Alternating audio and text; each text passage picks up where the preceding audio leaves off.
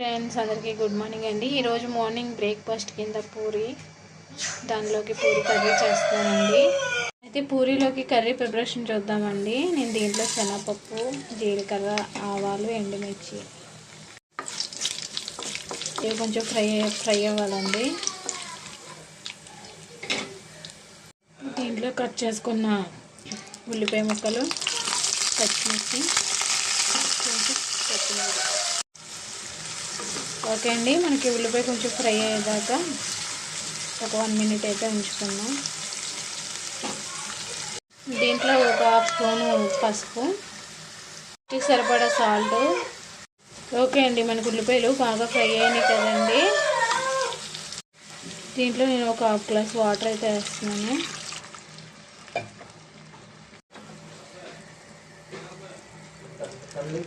దీంట్లో ఆల్రెడీ శనగపిండిని కొంచెం వాటర్ వేసుకొని కలుపుకొని పక్కన పెట్టుకొని ఉన్నానండి.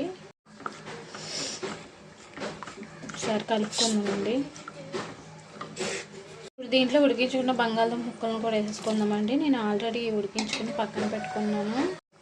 జస్ట్ 2 మినిట్స్ అండి, అయిపోతుంది మనకి పూరి కర్రీ. కర్రీ అయితే అయిపోయిందండి, పక్కన పెట్టేసుకున్నాను. దానికోసం పూరీకి పిండి కలుపుకుందామండి.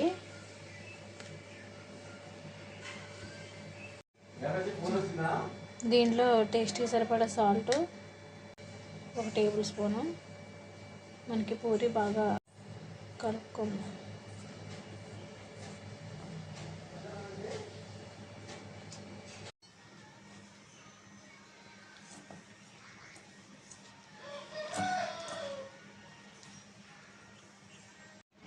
ఓకే అండి, పిండిని అయితే కలిపేసుకున్నాం కదండి. ఇలాగా లడ్డూల్లా చుట్టుకుందామండి.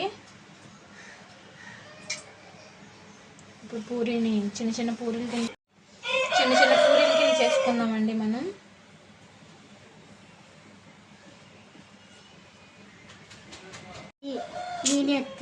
ఓకేనా?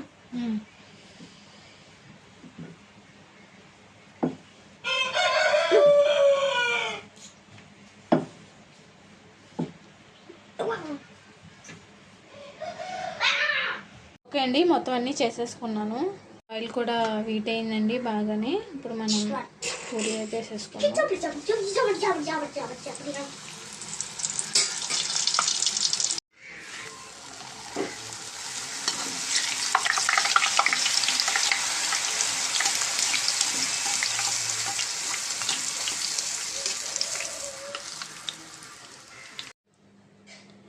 ఫైనల్లీ పూరి అయితే అయిపోయిందండి. చూసారా ఫ్రెండ్స్? దీంట్లోకేమో ఆలు వేసి చట్నీ చేశానండి. ఈరోజు మా మార్నింగ్ బ్రేక్ఫాస్ట్ అయితే ఇదే ఫ్రెండ్స్. ఎలా ఉందో కామెంట్ చేయండి, లైక్ చేయండి, షేర్ చేయండి. Bye friends.